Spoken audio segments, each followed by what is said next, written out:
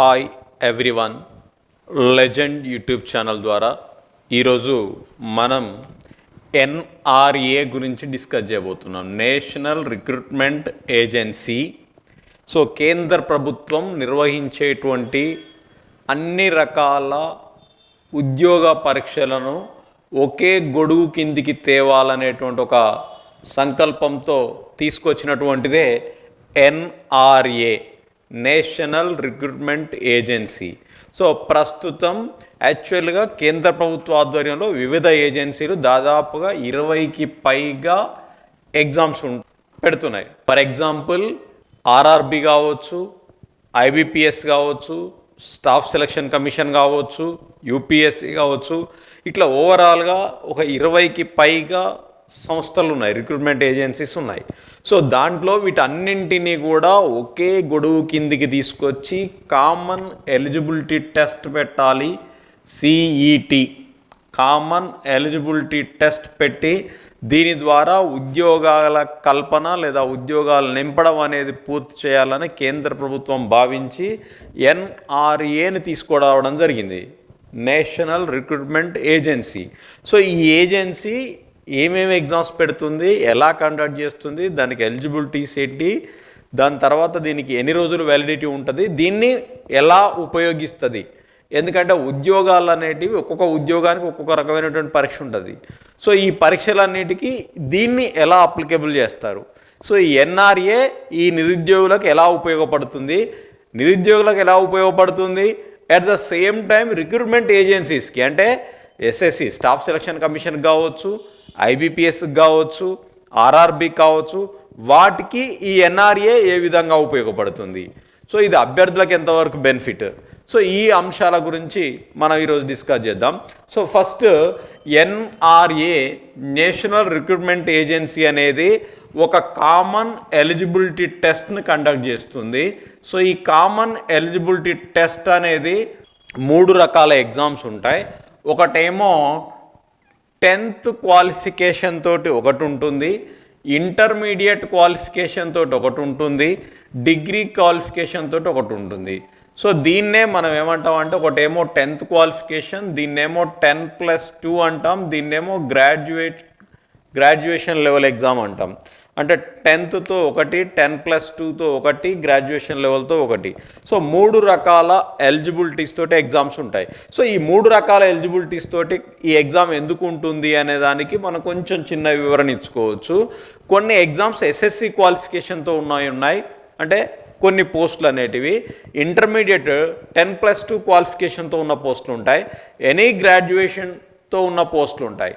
So వాటికి ఆ recruitment agency ఆ ఎగ్జామ్స్ కండక్ట్ చేస్తే ఆ ఎలిజిబిలిటీ ఉన్న పోస్టులకు దీంట్లో క్వాలిఫికేషన్ బట్టి తీసుకోవడం జరుగుతుంది. సో అది ఎలా ఉంటుంది ఏందనేది. సో నేషనల్ రిక్రూట్మెంట్ ఏజెన్సీ ఏం చేస్తుందంటే ఒక ఎగ్జామ్ పెట్టి మనకు ఒక స్కోర్ ఇస్తుంది. సో ఫస్ట్ ఈ ఎగ్జామ్ ఎలా ఉంటుంది ఏందనే దాన్ని డిస్కస్ చేసిన తర్వాత స్కోర్ ఎలా ఉంటుంది, దీన్ని ఎలా అనేది తర్వాత మళ్ళీ మాట్లాడదాం. సో ఇక్కడ 3 ఎగ్జామ్స్ కండక్ట్ చేస్తుంది. 10th క్వాలిఫికేషన్ వరకు ఒకటి అనుకున్నాం, 10+2 ఒకటి, ప్లస్ డిగ్రీ ఒకటి. సో దీనికి నోటిఫికేషన్ సంవత్సరానికి 2 సార్లు ఎగ్జామ్ ఉంటుంది, ఇయర్లీ 2 times, అంటే ఎవ్రీ 2 monthsకి ఒకసారే సెట్ని కండక్ట్ చేస్తారు. Common eligibility test, common entrance exam, common examination test, ఇలా సరే సిఈటిని ఇయర్లీ 2 times కండక్ట్ చేస్తారు. సో అప్పుడు దేశంలో ఉన్నటువంటి అందరూ అప్లికేబుల్, ఈ క్వాలిఫికేషన్లో ఉన్నవాళ్ళు. దేశంలో ఈ ఎగ్జామ్స్ని ఎక్కడ నిర్వహిస్తారు అని అంటే దాదాపుగా 1000కి పైగా సెంటర్లలో ప్రతి జిల్లాలో ఎవ్రీ డిస్ట్రిక్ట్ హెడ్ క్వార్టర్లో కంపల్సరీ సెంటర్ ఉండేటట్టుగా 1000కి పైగా సెంటర్లలో ఈ ఎగ్జామ్ను కండక్ట్ చేస్తారు. సో ఈ ఎగ్జామ్ ఏ రూపంలో ఉంటుంది అని అంటే ఆన్లైన్ ఎగ్జామ్ ఇది పూర్తిగా.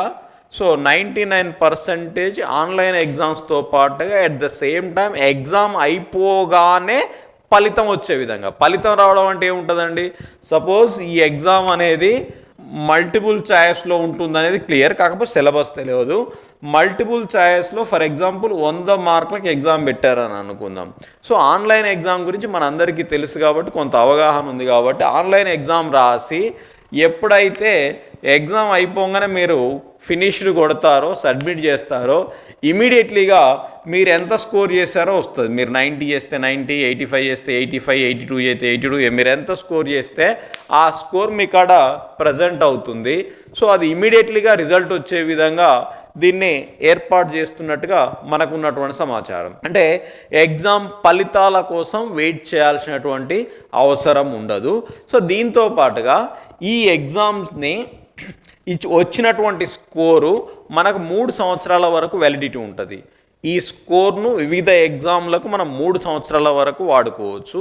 ఒకసారి రాసిన వాళ్ళు మళ్ళీ కూడా రాసుకోవచ్చు. అంటే ఎవ్రీ 6 మంత్స్కి ఒకసారి ఈ ఎన్ఆర్ఏ ఆధ్వర్యంలో నిర్వహించినటువంటి ఈ సెట్ను రాసుకోవచ్చు. ఎప్పటి వరకు రాయొచ్చు అని అంటే ఉద్యోగాలకు ఉన్నటువంటి అప్పర్ ఏజ్ లిమిట్ ఉంటుంది కదా, ఆ అప్పర్ ఏజ్ లిమిట్ ఉన్నంత వరకు కూడా మనం ఈ కామన్ ఎంట్రన్స్ టెస్ట్ను, కామన్ ఎగ్జామినేషన్ టెస్ట్ను రాసుకోవచ్చు. సో ఇది రాసుకున్న తర్వాత ఆ స్కోర్ అనేది మనకు 3 సంవత్సరాలు వస్తుంది. అయితే 2 సార్లు కనుక మనం రాసినప్పుడు దేంట్లో అయితే ఎక్కువ స్కోర్ ఉంటుందో తర్వాత వచ్చే నోటిఫికేషన్స్కి దాన్ని వాడతారు. సో ఎగ్జామ్ అనేది దాదాపుగా ప్రజెంట్ 12 భాషలలో ఎగ్జామ్ ఉంటుందని తెలియజేయడం జరిగింది. సో ఈ 12 భాషలలో ఉన్న ఎగ్జామ్ ఎవ్రీ రీజనల్ లాంగ్వేజ్లో ఉంటుంది. సో దాంట్లో తెలంగాణ, ఏపీ వాళ్ళకు తెలుగులో కూడా ఉంటుంది, కంపల్సరీ ఇంగ్లీష్ ఉంటుంది, కంపల్సరీ హిందీ ఉంటుంది. సో ఇట్లా ఏ స్టేట్ వాళ్ళకు ఆ స్టేట్ లాంగ్వేజ్లలో ఉంటుంది. సో ఇది 12 లాంగ్వేజ్లలో ఉంటుంది. మనం చూస్ చేసుకోవడానికి కూడా అవకాశం ఉంటుంది. ఇక్కడ దీంతో పాటుగా ఇప్పుడు మనకు కావాల్సి ఉంటుంది ఎగ్జాము, ఈ 3 ఎగ్జామ్స్ ఉంటాయి. మనం ఒక క్యాండిడేట్ ఇక్కడ చూడండి, డిగ్రీ క్వాలిఫై అయిన వాళ్ళు అంటే డిగ్రీ పాస్ అయిన వాళ్ళు 10th రాసుకోవచ్చు, ఇంటర్మీడియట్, డిగ్రీ 3 రాస్తారు. ఓన్లీ 10+2 ఉన్న వాళ్ళు 10+2 రాస్తారు, 10 రాస్తారు. ఓన్లీ 10th అయిన వాళ్ళు 10th రాస్తారు. ఈ 3 కార్డ్స్ కూడా ఉంటాయి ఒక వ్యక్తి దగ్గర, స్కోర్ కార్డ్స్. ఈ 3 స్కోర్ కార్డులను బట్టి మళ్ళీ వీటికి అప్లై చేసుకోవడానికి అవకాశం ఉంటుంది. సో దీన్ని ఒకసారి ఇక ఇక్కడ ఒక అంశాన్ని బాగా ప్రస్ఫుటంగా చెప్పింది ఏంటంటే అన్ని ఉద్యోగాలు ఒకే గొడుగు కిందికి వచ్చాయి, ఈ ఎగ్జామ్ రాస్తే సరిపోతుంది అని అనుకున్న దగ్గర ఒక అంశాన్ని గుర్తుపెట్టుకోవాలి. ఈ ఎగ్జామ్ రాస్తే దాదాపుగా ఎన్ఆర్ఏ కింద నేను అనుకుంటున్నాను కదా 1 crore పీపుల్ ఎగ్జామ్ రాయడానికి అవకాశం ఉండొచ్చు, ఇంకెక్కువ ఉండొచ్చు కూడా దేశం లెవెల్లో ఈ ఎగ్జామ్ రాసేవాళ్ళు. ఫర్ ఎగ్జాంపుల్ ఇప్పుడు ఒక ఆర్ఆర్బి నోటిఫికేషన్ వస్తే లక్షల మంది అప్లై చేస్తారు. వీళ్ళందరికీ ఎగ్జామ్ పెట్టి వాళ్ళందరికీ మళ్ళీ ర్యాంక్ కార్డులు పంపి వాళ్ళందరి సర్టిఫికేట్లు వెరిఫికేషన్ చేసి ఇదంతా బాగా లెంతీ ప్రాసెస్ అవుతున్న సందర్భంలో ఈ స్కోర్ కార్డ్ అనేది ఆర్ఆర్బికి ఎలా ఉపయోగపడుతుంది ఏంది అనే దాన్ని ఒకసారి అబ్జర్వ్ చేద్దాం. ఎన్ఆర్ఏ నిర్వహించేటువంటి కామన్ ఎంట్రన్స్ టెస్ట్ ఏదైతే ఉందో దీని ద్వారా మనకు ఒక స్కోర్ కార్డు మాత్రమే వస్తుంది. ఈ స్కోర్ కార్డ్ ఆధారంగా ఏ వ్యవస్థను కూడా డైరెక్ట్గా ఉద్యోగం ఇవ్వదు అని అంటే ఈ ఎన్ఆర్ఏ తర్వాత మిగతా వ్యవస్థలేవి నిర్వీర్యం కావు. యథావిధిగా స్టాఫ్ సెలక్షన్ కమిషన్ ఉంటుంది, ఆర్ఆర్బి ఉంటుంది, అదేవిధంగా ఐబిపిఎస్ ఉంటుంది. సో అదేవిధంగా మిగతా అన్నీ కూడా అలానే ఉంటాయి. సో వీటికి మరి దీనివల్ల ఉపయోగం ఏంటనే దాన్ని ఇప్పుడు మనం డిస్కస్ చేద్దాం. సో ఈ కామన్ ఎంట్రన్స్ టెస్ట్ అందరికీ రాసి ఒక స్కోర్ అనేది ఇవ్వడం జరుగుతుంది క్యాండిడేట్లు అందరికీ కూడా. సో ఈ స్కోర్ ఇచ్చిన తర్వాత రిక్రూట్మెంట్ ప్రాసెస్ అనేది ప్రస్తుతం ఏ రిక్రూట్మెంట్ జరగాలన్నా కూడా ఒక ఆర్ఆర్బీలో నోటిఫికేషన్ వస్తే సంవత్సరం నుండి 2 సంవత్సరాల దాకా పడుతుంది. ఒక ఐబీపీఎస్ నోటిఫికేషన్ వస్తే టైం పడుతుంది, ఎందుకంటే అప్లికేషన్స్ ఎక్కువ వచ్చి దాన్ని వాళ్ళు స్క్రూటినీ చేయడానికి ఎక్కువ సమయం పడుతుంది. సో అది కన్జ్యూమ్ చేయడానికి అభ్యర్థులు తొందరగా ఉద్యోగంలో జాయిన్ అవ్వడానికి ఉపయోగించడానికి రిక్రూట్మెంట్ ప్రాసెస్ అనేది తొందరగా అయిపోవడానికి ఈ ఎన్ఆర్ఏ అనేది బాగా ఉపయోగపడుతుంది అనేది నా ఆలోచన. సో ఇక్కడ చూడండి, ఇక్కడ నేనేమంటున్నా అంటే సపోజ్ ఎస్ఎస్సి ద్వారా ఒక 1000 ఉద్యోగాలను నింపాలని అనుకున్నారు. సో ఈ నెలలో నోటిఫికేషన్ ఇచ్చారు. 1000 ఉద్యోగాలకు ప్రజెంట్ అయితే ఏమైతే దాన్ని క్వాలిఫికేషన్ చెప్పి అప్లై చేసుకోమని 2 నెలల సమయం ఇచ్చి అప్లై చేసుకునేసరికి 1000 ఉద్యోగాలకు దేశం మొత్తంలో వచ్చేసరికి ఒక 10 లక్షల పైచిలకు అప్లికేషన్స్ వస్తాయి. ఈ 10 లక్షల మందికి ఎగ్జామ్ సెంటర్స్ పెట్టి వాళ్ళందరికీ ఎగ్జామ్ పెట్టి మళ్ళీ వాళ్ళ పేపర్ వాల్యుయేషన్ చేసి ఇదంతా కూడా ఒక పెద్ద ప్రాసెస్ కింద అయిపోతుంది. సో అలా కాకుండా ఇప్పుడు ఏం జరుగుతుందని అంటే ఎన్ఆర్ఏ ద్వారా, నేషనల్ రిక్రూట్మెంట్ ఏజెన్సీ ద్వారా మనకు ఒక స్కోర్ కార్డు వస్తుంది. ఆ స్కోర్ కార్డ్ ఏదైతే ఉందో ఆ స్కోర్ కార్డ్ ఆధారంగా ఇప్పుడు ఎస్ఎస్సి స్టాఫ్ సెలక్షన్ కమిషన్ ద్వారా వచ్చినటువంటి నోటిఫికేషన్లు ఏం చేస్తారని అంటే ఎవరెవరైతే ఎలిజిబిలిటీ ఉంటారో వీళ్లకు ఈ స్కోర్ కార్డ్ నుండి 1000 ఉద్యోగాలు కావాలి కాబట్టి 1:5 1:3 అట్లా తీసుకుంటారు. సపోజ్ 1:5 అకార్డింగ్ టు స్కోర్ వీళ్ళు ఎలిజిబిలిటీ క్రైటీరియా పెడతారు. అంటే మాకు 90 మార్కుల కంటే ఎక్కువ వచ్చిన వాళ్ళు అప్లై చేసుకోండి అన్నారు. లేదా అందరూ అప్లై చేసుకున్నా మాకు 1:5 వెంబటి పిలుచుకోవచ్చు according to NRA score. According to set score ప్రకారం వీళ్ళు ఏం చేయొచ్చు 1:5ని ఇంటర్వ్యూ పిలువచ్చు. అంటే లేదా ఎగ్జామ్ పెట్టవచ్చు, ఇంకొక ఎగ్జామ్ పెట్టుకోవచ్చు ఎస్ఎస్సి.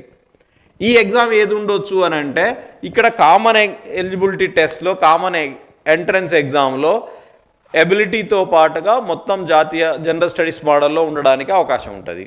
లాజికల్ అప్టిట్యూడ్ మొదలగు జనరల్ అంశాలన్నిటి కూడా వీటిలో ఉండొచ్చు. ఇక్కడే ఉండొచ్చు అంటే ఉద్యోగ నేపథ్యాన్ని బట్టి ఒక ఎగ్జామ్ని కండక్ట్ చేసుకోవచ్చు, దాని సందర్భాన్ని బట్టి ఇంటర్వ్యూస్ కండక్ట్ చేసుకోవచ్చు. ఒక దశ లేదా 2 దశలు ఉండడానికి అవకాశం ఉంటుంది. సో అప్పుడు ఎవరు వస్తారని అంటే 1000 ఉద్యోగాలకు ఎస్ఎస్సి నింపాలి అని అనుకుంటే ఒక 5000 మందిని తీసుకుంటుంది. సో 5000 మందిని తీసుకొని ఎగ్జామ్ పెట్టడం అనేది చాలా సింపుల్ ప్రాసెస్. అంటే ఇమీడియట్లీగా ఎగ్జామ్ పెట్టి రిజల్ట్స్ ఇవ్వడానికి అవకాశం ఉంటుంది. తొందరగా రిక్రూట్మెంట్ అయిపోతుంది. నిరుద్యోగులు సంవత్సరాల తరబడి వెయిట్ చేయాల్సిన అవసరం ఉండదు. ఇక్కడ మేజర్గా ఇంకొకటి ఏంటి అని అంటే మనం ఇప్పుడు ప్రతిదానికి మనం ఇట్లా 50 నోటిఫికేషన్లు వస్తే 50 నోటిఫికేషన్లు అందరూ అప్లై చేయాల్సిన అవసరం ఉండదు. నీ ఎలిజిబిలిటీని బట్టి నువ్వు అప్లై చేసుకోవచ్చు. 15 మార్కులు వచ్చిన 20 మార్కులు వచ్చిన వాళ్ళు అంటే డిగ్రీలో తక్కువ మార్కులు వచ్చి ఉండి అవకాశం ఉంది కదా అని అసలు ప్రిపరేషన్ లేకుండా అప్లై చేసే వాళ్ళ సంఖ్య కూడా చాలా ఎక్కువ మొత్తంలో ఉంటుంది.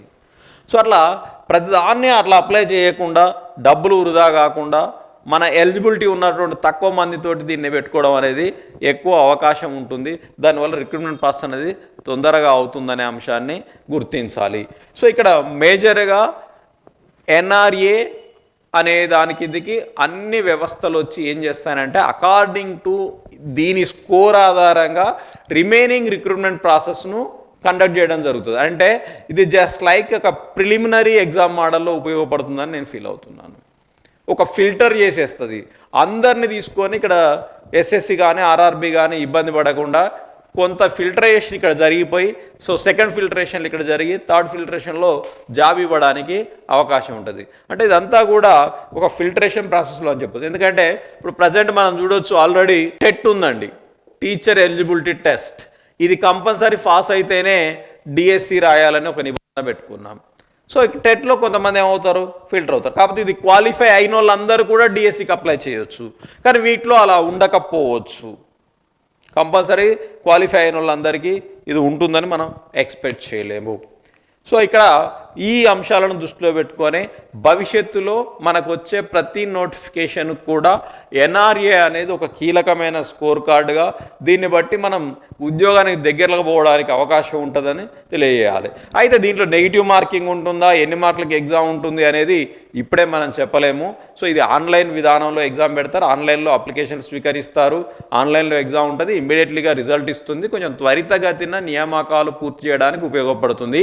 అన్ని ఎగ్జామ్స్కి కూడా దీన్ని అప్లికేషన్ అయ్యేటట్టు అంటే మినిమం ఈ స్కోర్ కార్డును బట్టే మిగతా ఎగ్జామ్స్కి ఒక ఎలిజిబిలిటీని ఇవ్వడానికి ఉపయోగపడే అవకాశం ఉంటుంది. ఎందుకంటే దీన్ని అందుకనే కామన్ ఎలిజిబిలిటీ టెస్ట్ సిట్ అంటే మిగతా వాటి అన్నిటి కోసం దీన్ని ఒక కామన్ ఎలిజిబిలిటీ కింద తీసుకోవడానికి మాత్రమే పనిచేస్తుందని గ్రహించాలి.